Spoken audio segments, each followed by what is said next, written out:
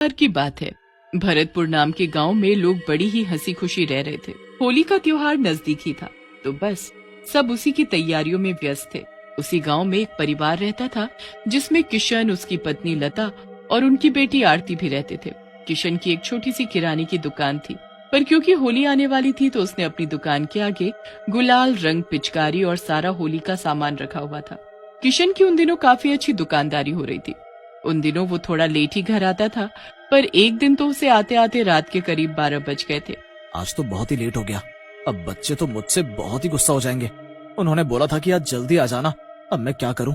एक काम करता हूं, बच्चों के लिए गुलाल और गुब्बारे ले चलता हूं, बच्चे खुश हो जाएंगे। बस फिर किशन बच्चों के लिए गुलाल और गुब्बारे रख लेता है। उसके बाद वो खेतों की तरफ से घर आने लगता है ताकि वो जल्दी घर पहुंच सके। रास्ते में उसे एक चौराहा मिलता है। उस चौराहे पर एक मटका, गुलाल, एक काली गुड़िया और बड़ी अजीब अजीब सी चीजें रखी होती हैं। किशन उस पर ध्यान नहीं देता और उसके ऊपर से निकल जाता है। किशन का पैर सीधा उस गुड़िया के ऊपर पड़ता है। किशन तो आगे निकल जाता है, पर उस गुड़िया से एक अजीब सा धुआं निकलता है। धुआं उठने के बाद उसमें से एक चुड़ैल निकल कर आती है। मैं आजाद हो गई, मैं आजाद हो गई। चुड़ैल उस गुड़िया से आजाद होकर बड़ी खुश हो रही होती है। फिर उसे अपने सामने किशन जाता हुआ दिखता है, जिसके हाथ में गुलाल की थैली होती है। गुलाल, रंग, अरे वाह, मजा आ गया।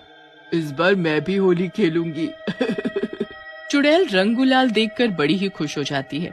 वो चुपके से किशन की थैली से सारा गुलाल निकाल लेती है। फिर वो उसको खोलकर हवा में पागलों की तरह उड़ाने लगती है। उसके बाद वो बचा हुआ गुलाल अपने मुंह पर मल लेती है। होली, होली, मैं मनाऊंगी अब होली। उस रात चुड़ैल अपने मुंह पर रंग गुलाल लगाकर किशन के पीछे पीछे लग जाती है। जब किशन घर पहुंचता है तो वो भी उसके घर तक आ जाती है। अब घर पहुंचकर किशन थैली में से बच्चों को गुलाल निकाल कर देने लगता है, तो उसे थैली में कुछ मिलता ही नहीं है।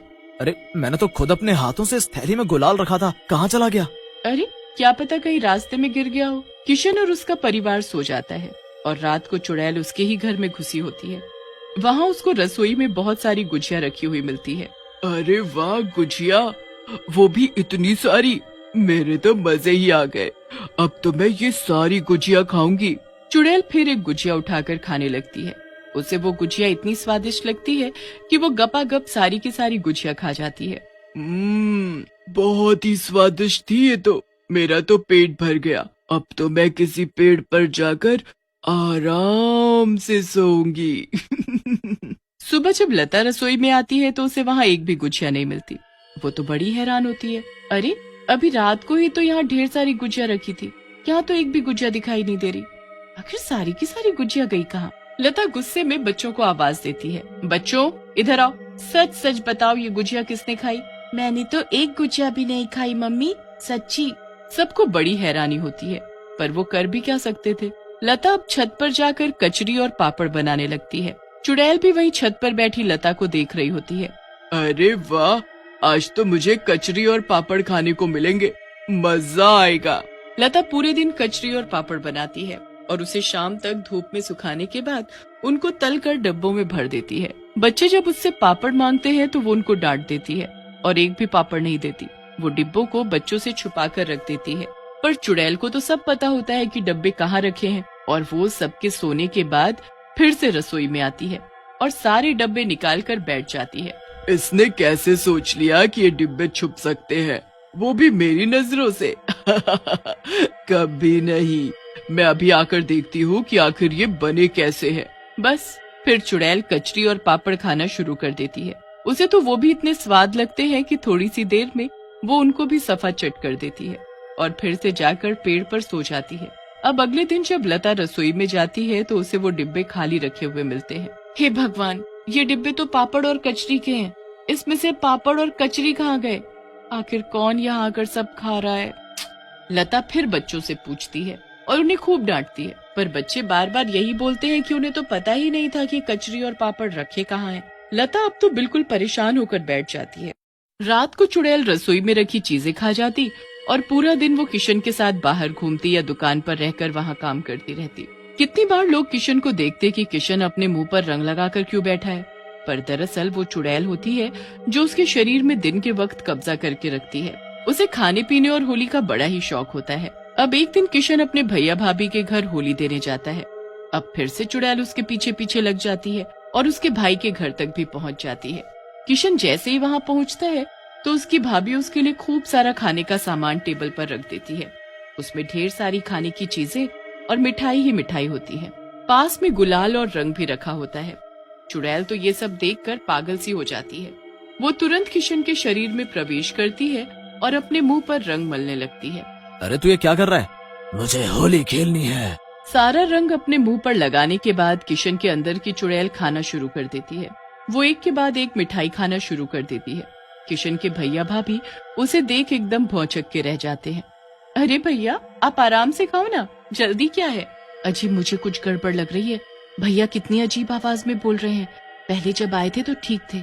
किशन सारा कुछ खाकर खत्म कर देता है और बिना कुछ बोले वहाँ से चल देता है। उसके भैया भाभी भी डर के मारे कुछ नहीं बोलते। ये बात हमें लता को बतानी होगी। किशन का बड़ा भाई उसके पीछे पीछे जाता है। पूरे रास्ते वो उसके ऊपर नजर रखता है। किशन रास्ते में रुककर कुछ लोगों को देखने लगता है जो होली खेल रहे होते हैं और फिर उनके साथ पागलों की तरह होली खेलने लगता है। किशन के भाई को कुछ समझ नहीं आता। वो जल्दी से उसके घर पहुंचता है और लता को सारी बात बताता है। भैया, वो यहाँ भी अजीब सा बर्ताव कर रहे हैं। बच्चों को खेलने नहीं देते और उनके गुब्बारे खुद मारने लगते हैं। सारा गुलाल और रंग खुद पर मलने लगते हैं। किशन पर किसी भूत चुड़ैल का वास है। हमें इसे कहीं दिखाना होगा जल्दी, वरना एक बार होली का दहन हो गया तो इससे पीछा छुड़ाना मुश्किल हो जाएगा। बस जैसे ही किशन घर आता है वो उससे पहले एक तांत्रिक को घर बुलाकर रखते हैं जो घर में सारी तैयारी करके रखता है। ये सब क्या है? ये किसने किया? कौन है तू? तू बता, तू कौन है और यहाँ इस घर में कैसे पहुँची? आखिर तूने इसके शरीर पर कब्जा क्यों किया? ये सुनकर चुड़ैल किशन के शरीर से बाहर आ जाती है। अब तुझे पता चल ही गया है तो तुझसे क्या छुपना। मुझे तो इस किशन ने आजाद किया, तो अब तो मैं इसी के साथ रहूंगी। इसने तुझे आजाद किया? हाँ, मुझे तो कैद कर दिया उस गुड़िया में और छोड़ दिया था चौराहे पर किशन ने मुझ पर पैर रखा और मैं आजाद हो गई। मैंने कितनी बार बोला था इनको कि चौराहों से देख कर निकला करो, पर ये तो मेरी सुन। कोई नहीं, अब मैं इसका इलाज करूंगा। बता तू क्या चाहती है? मुझे तो होली खेलनी है, बस होली खेलकर मैं चली जाऊंगी। होली खेलनी है? तुझे होली से इतना प्यार क्यों है? मुझे होली बड़ी पसंद थी, पर मैं बहुत गरीब थी। कभी न होली पर पकवान देखे और न रंग गुलाल। ऐसे ही गरीबी में बड़े हो गए और फिर एक होली पर बहुत बीमार होने की वजह से मेरी मौत हो गई।